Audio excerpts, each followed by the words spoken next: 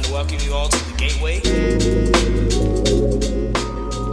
The Gateway is a video podcast directed and hosted by staff members of Somerset Community College's student newspaper, The Bridge.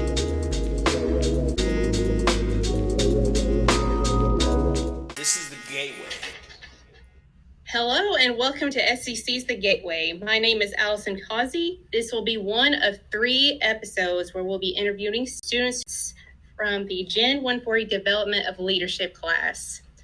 This course is taught by Dr. Amanda Waterstrack and Kimberly Toby. It presents concepts of leadership and group dynamics, and it also provides opportunities for students to develop leadership skills and potential. This first episode will feature Group 1 of the class. Students in this group are Taylor Parnell and Jonathan King. The topic for this discussion will be personal leadership philosophy. Taylor, I will begin with you. What have you learned about leadership in this semester? I've learned several things about leadership this semester, so especially about the characteristics of a leader. So, of course, I was a part of clubs in high school and several different things in high school that was about leadership. But in this class, we allowed it to break down and understand the concepts of leadership, what makes you a good leader and how you become a good leader. So that's what I learned in Gen 140. Okay, Jonathan, same question. I agree with Taylor for the most part, and it allowed us a great experience to be able to understand different concepts of leadership, how we might be able to lead to others in ways that we didn't know before, and ways that we may be able to understand that we were leading and we didn't know it already. Okay. Taylor, you said that you were involved in high school groups and clubs. How did that benefit you before enrolling in Gen 140? Oh, yeah, absolutely. So I was a part of the HOSA Club, which is like a health organization that we have for people who are going into health occupations. And so every year we went to a state competition, and we were required to meet with one other person and create a project that we presented in front of the judges, of course. So I had to, as a leader, step up, decide what me and my group was going to do. And then we had different positions. So I led the group both times. We did a project with the poster, and I presented it each time it was a health occupation that we shared about information about. And so that's how before I had a little bit of leadership. And then, of course, in like my church youth group, I've had some leadership there. But like Jonathan said, sometimes we don't even know that we're leading, and we actually are leading. And so that was what allowed me to do that in this class. So this group was kind of healthcare oriented. Is that correct? Yeah, so it was it's a healthcare occupation. So it's a bunch of students who are going into the medical field. So all kinds of different medical jobs. That's what the host is. That's pretty cool. What is there a specific field of healthcare that's most appealing to you? Yeah, for sure. So I'm actually wanting to become a doctorate in nursing. So I want a doctorate degree in nursing to become a nurse practitioner. Nice. Jonathan, you said that you mentioned earlier that you were leading people without even knowing about it. What leadership qualities did you have before, you didn't even realize it before you took this class? I always thought that I was leading people by trying to help others whenever I could, in any way that I could, just being as helpful as I could, and trying to encourage others. Does that fall into a specific leadership style? Off the top of my head, I don't think everything that I experienced about myself, the different qualities, I don't think it would fall into one particular one. Got it. Thanks. Jonathan, tell us, what did you learn about yourself? And I think you touched this earlier as you developed your own personal leadership philosophy. Like I said, it allowed me to understand more about myself, and it was a great self-evaluation experience to be able to understand myself and how I can improve on my leadership skills. Since I understand what skills I already have, I know what I can build on. Nice. How about you, Taylor?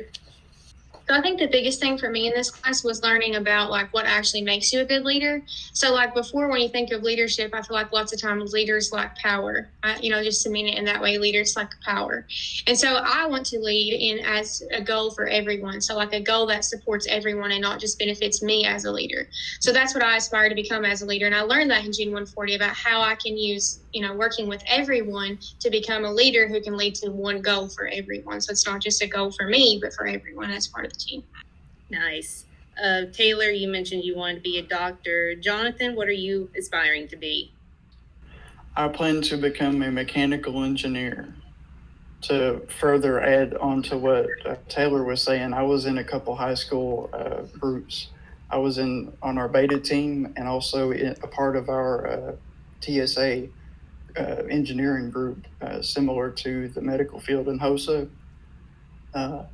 And similarly, I've done competitions and things, engineering related rather than medical for TSA. And I think I led in some positions during those clubs as well.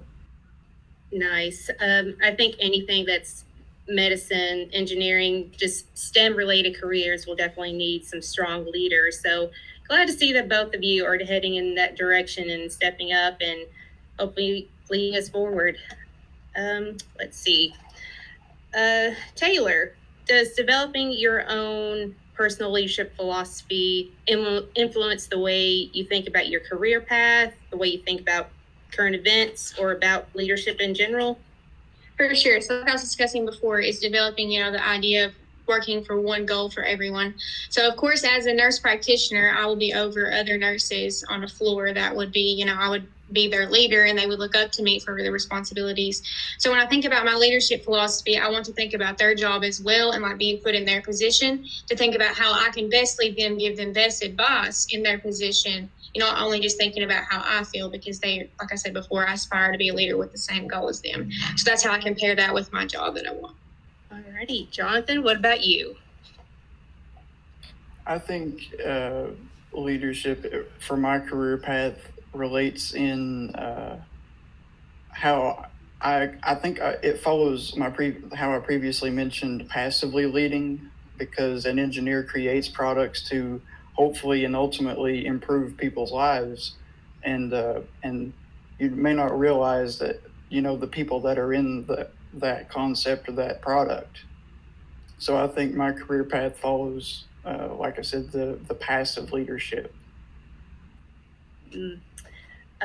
Bill Nye, the science guy. I don't know if anyone on here is familiar with him, but he's a mechanical engineer and he created a specific part for airplanes. And he constantly says engineers solve a lot of problems, and so do nurse practitioners. So, Jonathan, how would you encourage collaboration as a leader?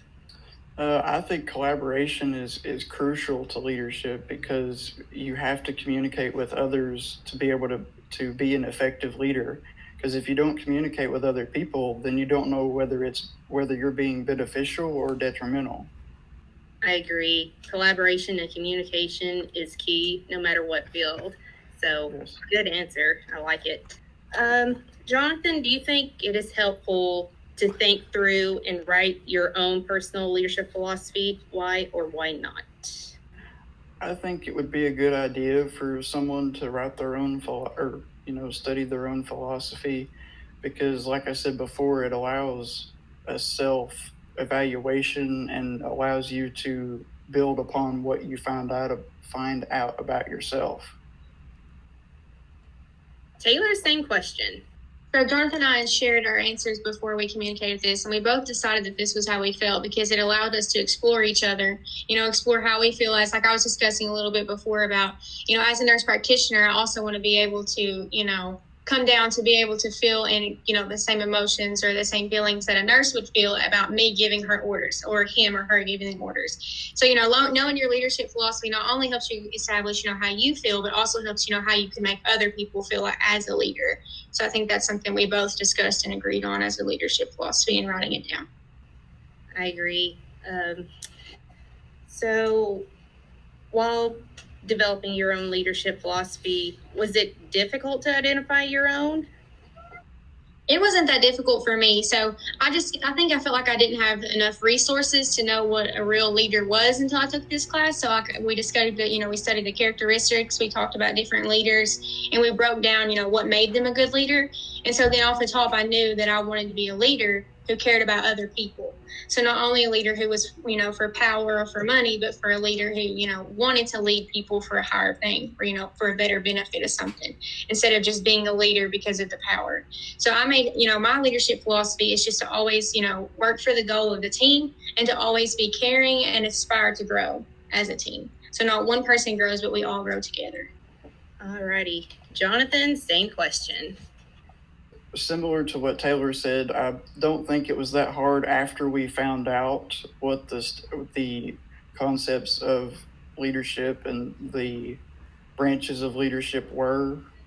But beforehand, like Taylor said, we didn't understand what leadership was, and it allowed us to be enlightened on how we look at ourselves as a leader. Okay. Jonathan, what is your personal leadership philosophy? I think in general, my philosophy is to help others, to empower others, to lead by example, and just like similar to Taylor, empowering others and considering others' opinions. Taylor, what would be your own personal leadership philosophy in your own words? I want to lead in a way that for one goal. So my leadership philosophy is to lead as a leader for one goal, so that we're all working for the same thing and that we're all caring about each other. We're sharing our opinions and we're reflecting everyone's opinion. So not just me as a leader as an opinion, but as the entire team. So everyone has a part and everyone is a part in reaching our goal. So that's what I aspire to be as a leader. Okay, well, thank you both so much for being on this podcast. We want to thank our guests and encourage everyone who's watching this to watch our other podcasts that'll be coming up on this series, the other two Development of Leadership class discussions. Thank you. For more information on SCC's student newspaper, The Bridge, or the Gateway Video Podcast, email us at sccthebridge@yahoo.com or contact one of the course advisors.